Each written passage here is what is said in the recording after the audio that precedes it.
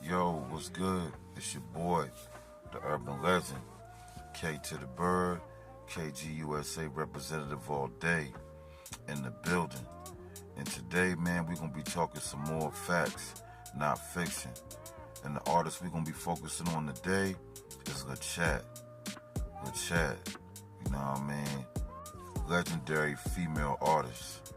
We're gonna get into some of her history, and I'm gonna tell y'all about how I linked with her, and we dropped a couple records together as well.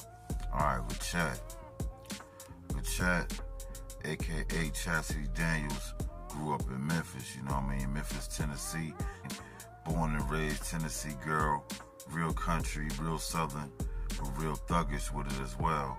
But that thug girl that got good manners and good qualities, you know, good black woman qualities, you feel me? So, she started off doing her music shit in high school, you know what I mean? She used to be out there in her high school out there in Memphis, Tennessee, freestyling, battling people, you know what I mean? Just rapping around the hood in her school. And Memphis, the school she went to in Memphis is a real legendary school. Like, you got to even go to the school she went to, you know what I mean? But, you know, LaChat ain't never had no problems because she always been a street girl, always an extra street girl.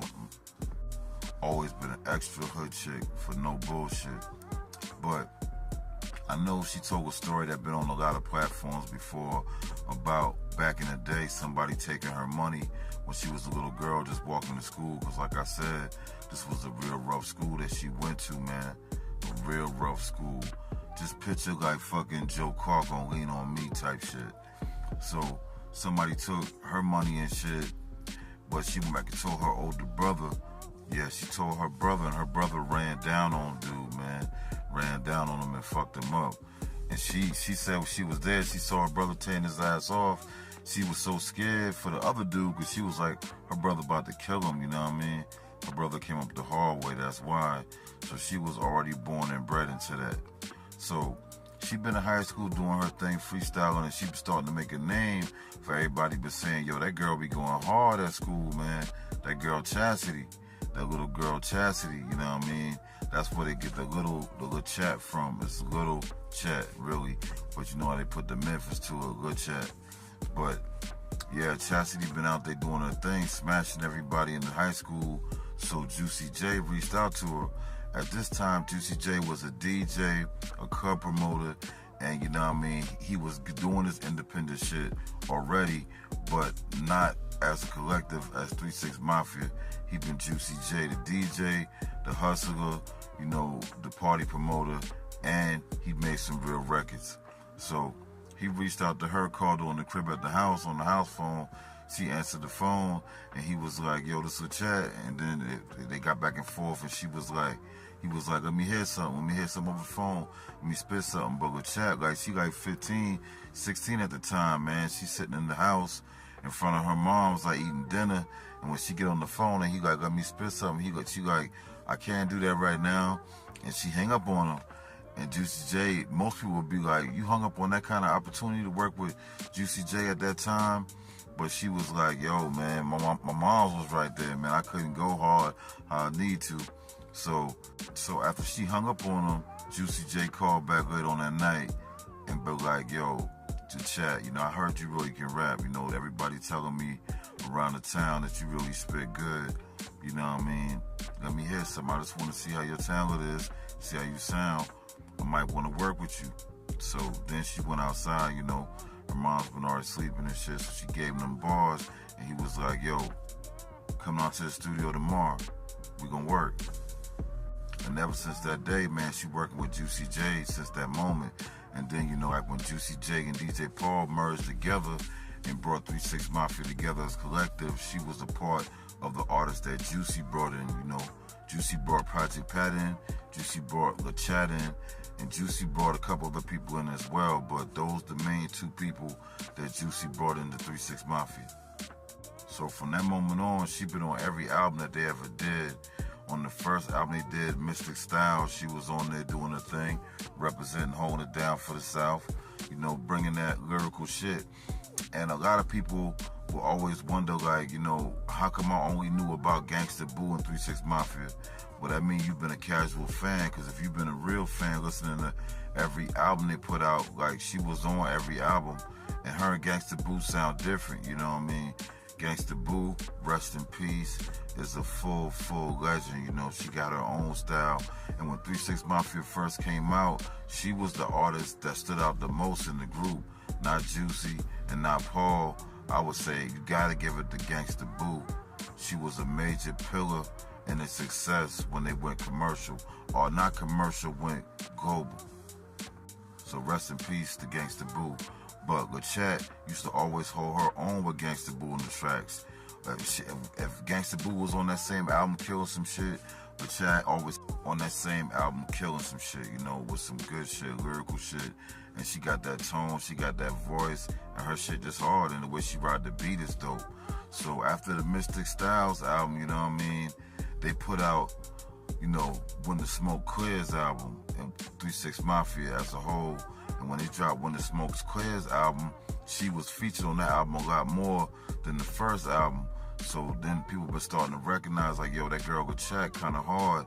So then they did that movie Choices. And when they did the Choices movie, she was in there, you know, giving her a face to who she is as the artist as well. She was in that movie, and they did a soundtrack, and she was all over that soundtrack.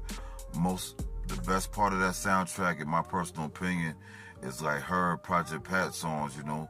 They kind of shined on that Choices album, you know what I mean? And after that, they said, man, we got to get LaChat her own solo album. So they dropped LaChat's first solo album, which was called Murder She Spoke. Yeah, Murder She Spoke. For the real supporters and the real fans out there that know about LaChat, this shit was a real solid album, you know, it was real good. A lot of production by Paul, you know, a lot of production by Juicy, a couple other different people from Memphis, home base, and it just was a solid project, you know what I mean? I think it was real solid, you know, but it didn't do what it needed to do commercially, you know, or to the world, you know, mainstream-wise. You know, it was just kind of an underground album that kind of bubbled, but it never got that mainstream success that it needed. So she kept on doing her thing, man. After that, LaChat just kept on being focused, working with DJ Paul and Juicy. Then she landed a big record on the Baby Boy soundtrack, This My Baby Daddy, with her and Juicy, and they killed that shit, you know. If you don't know that song, man, you gotta look that shit up, you know. That's My Baby Daddy. And she had that you ain't know thing too, you know what I mean? Even though Gangsta Boo used to do that a lot, they both used to do that yeah ho, or that you ain't know. You know what I mean? The ad-lib, they had good ad-libs, you know what I mean? LaChat used to hit the you ain't know more though, and Gangsta Boo used to hit that yeah ho. But it's crazy, man. They both used to kill the shit, man. So after she did that, the success off the Baby Boy soundtrack, you know, she was working on some more shit, so they dropped another album on her. And that shit was when she split ways from Juicy, when she kind of wanted to go independent, because she was getting asked to do features with Yo Gotti around the same exact time, you know. And Yo Gotti and 3 6 Mafia wasn't really seeing eye to eye at that time. But, you know, with Chad, she been, like, she a part of the group, but she ain't get all the accolades and all the financial benefits of the group. So she had to do what she had to do to keep her career going and make money. So on Yo Gotti's first mainstream album, Back to the Basics, she featured on there like 3 songs, I believe.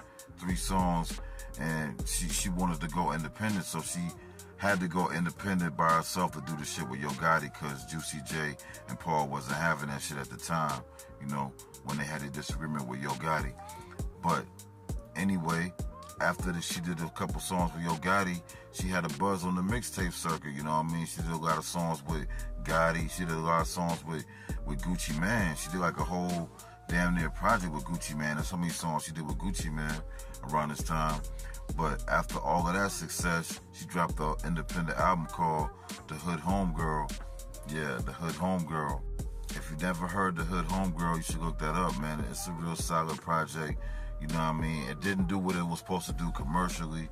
you know what I mean? But it was still a solid project, man. It got a lot of love, a lot of support. You know I was one of the people that supported it. I was one of the people that bought that shit. So, you know, to me, it was a real solid album, and the shit went hard, and she still wasn't slacking not one bit. She was still consistently pushing her brand, and that shit was fire. Yeah, so after the Hood Homegirl, man, she just kept on pushing her line, doing independent releases. Well, at that time, she did a lot of independent mixtapes, you know, featured on a lot of artist shit like Young Jock, Gucci Man, a lot of people, man. She just been grinding out there doing her thing. I even think she got a couple records with Young Dolph. Rest in peace, Young Dolph. She got a couple records with Young Dolph when he was coming up in his grind around that same time. So anyway, after all of that, around that same time, that was like 2K15, 2K16, she dropped another album, independent, called Murder She Spoke, Volume 2. Now, this album right here, Murder She Spoke, Volume 2, this shit was pretty solid, you know what I mean? Had a lot of features with her and Gangsta Boo, had a lot of features with Crunchy was on there, had a couple features with Paul was on there, and Pat was on there as well. You know, it was a pretty good album, you know what I mean? But she shined in that album, you know what I mean? It just had little choruses and features here and there, but mostly the album was her, and it was hard.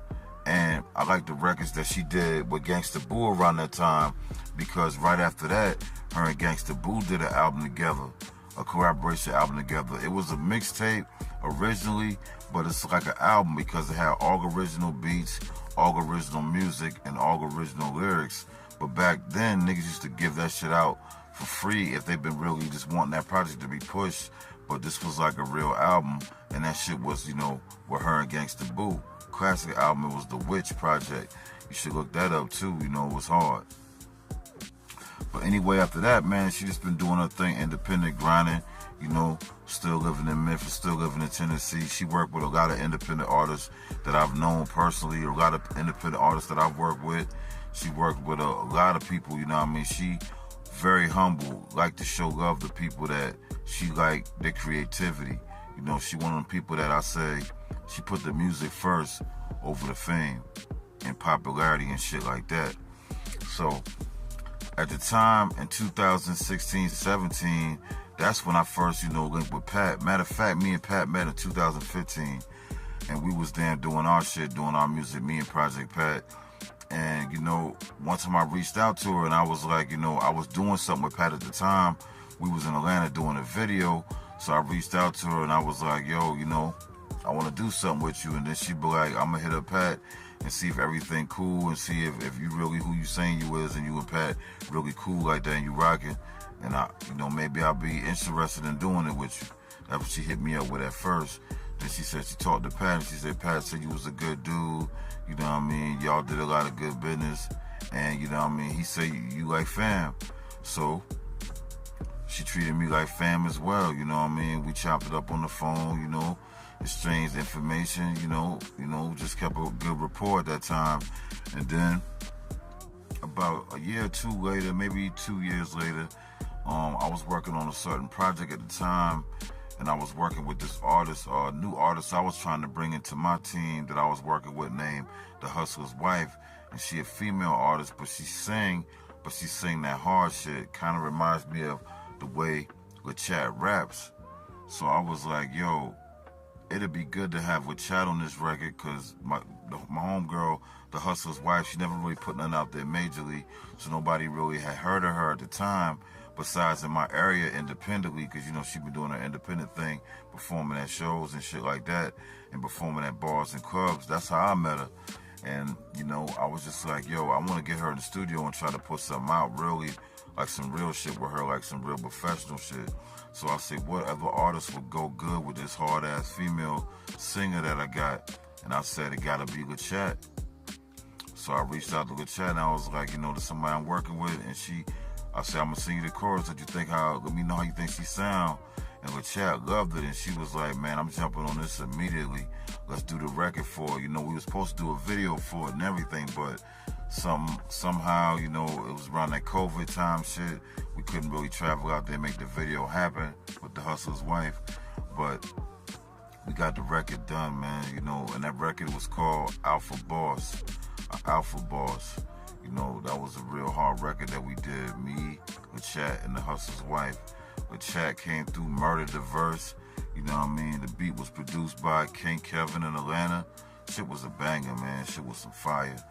And after that moment, man, we had a good relationship. So, like, we worked on other records together as well. Like, she appeared on my Bird Print album, like, twice. We had a song called Everything You Not, and we had a song called Boss. Yeah, we had a song called just Boss. Yeah, and that shit was hard too, man. So with Chat, always been a real person, and she always been down to earth, real humble, real respectable. And that's why I say, like, you know, I call her a Chat, but I mean, I feel like I can call her Chastity, man, because she a real down to earth person, you know. And I've been seeing lately, she been kind of going through it because we lost, you know, one of the most important female Southern artists in the game that we had was Gangsta Boo. And we lost her, and I know they were really friends and family, so sending prayers out to the Chat, man, sending her healing energy, the best healing energy in the world, and hoping she get comfort. You know what I mean? All my condolences go to Gangsta Boo family and everybody on the team. And I just wanted to give y'all a little bit of information about LaChat, you know. She a legend in her own right as well, too. And I'm honored to have multiple records with her that you all should go motherfucking stream right now and stop playing. You know what I'm saying? And that's all we doing for the day, man. Facts, not fiction. It's your boy, K to the Bird, signing out.